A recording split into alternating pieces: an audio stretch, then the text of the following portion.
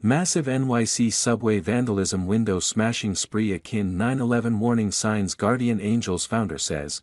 GuardianAngels founder Curtis Sliwa warns New York City migrant crisis, lack of police officers patrolling subways poses potential threat, as authorities still pursue who's responsible for smashing windows on dozens of subway trains in a single night, which effectively temporarily shut down service. GuardianAngels founder Curtis Sliwa told Fox News Digital the incident should serve as a warning about New York City's vulnerability to potential threats just days after the 22nd anniversary of 9/11.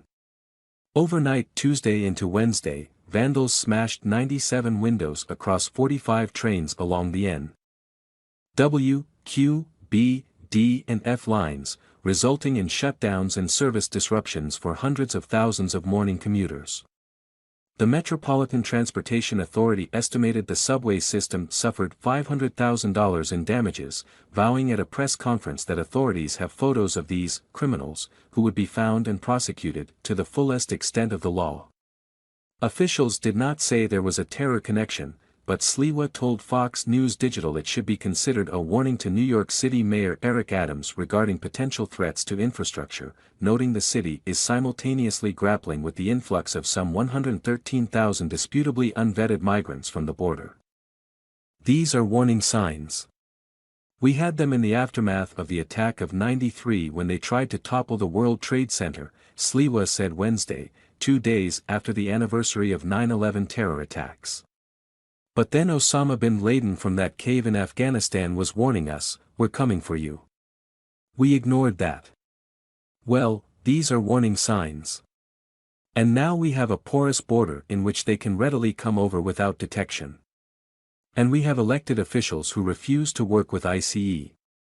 Sliwa referenced the April 2022 incident involving since-convicted subway shooter Frank James, who prosecutors say disguised himself as an MTA employee before setting off a smoke bomb in a New York City subway car in Sunset Park, Brooklyn, and then fired a handgun more than 30 times, striking 10 passengers. James, who evaded capture for about 30 hours before his eventual arrest in Manhattan, pleaded guilty to federal terrorism charges in January. He basically escaped and walked around the city for 24 hours before citizens turned him in, Sliwa said. The subway system is extraordinarily vulnerable to all kinds of attacks. If you were a person intent on doing harm to America, you had a political agenda. The place to do it is in the subways because you could get away virtually scot-free, Sliwa said, noting how there are no cameras in the subway cars, the subway tunnels lack security and claiming officers largely aren't patrolling on the trains themselves while moving or idle. Bad people who vandalize know that. So they've taken advantage of a tremendous void of police officers not being there. And they're going to do it more and more because they don't have cameras in the subway cars, Sliwa said. Pretty much the only way you would be held over for any kind of street crime or subway crime is you pretty much have to almost kill somebody. So this is considered property damage. The way the DAs now apply the law, property is of no consequence. You see that with shoplifting, boosting, graffiti, vandalizing, elevators get vandalized all the time, which the handicapped people need desperately to go in and out of the subways. So nothing ever happens when people are caught. Sliwa, a former Republican mayoral candidate defeated by Adams, also questioned whether the FBI's New York Joint Terrorism Task Force, which principally consists of agents from the FBI and detectives from the NYPD, remains fully staffed with 1,000 personnel focusing on deterring threats. NYPD as a whole suffered staffing shortages as part of the defund the police movement fallout.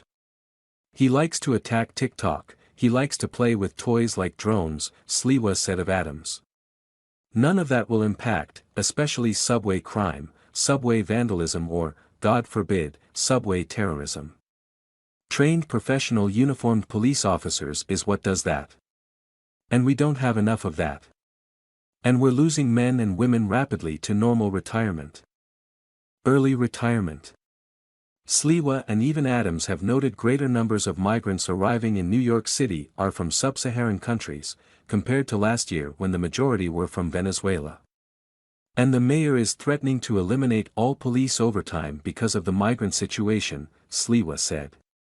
This will open up enormous opportunities for those who wish to do harm to citizens, to property, and most importantly, if they have a terrorist agenda. I mean, I've seen massive numbers of people from Mauritania in here as part of the illegals coming in. How is it that people coming in from Mauritania where they have active ISIS and Al-Qaeda cells, and they're walking all over the city? Sliwa said.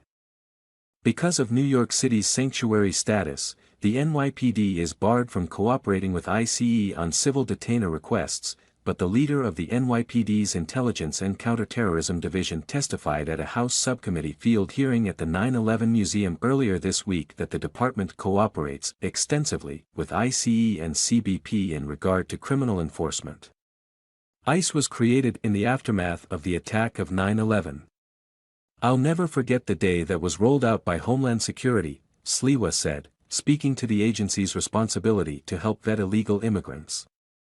How is that at all possible when sanctuary cities and sanctuary states won't allow law enforcement or the courts to deal with ICE? Fox News Digital reached out to Adams' office and NYC Transit for comment Wednesday but did not hear back before publication.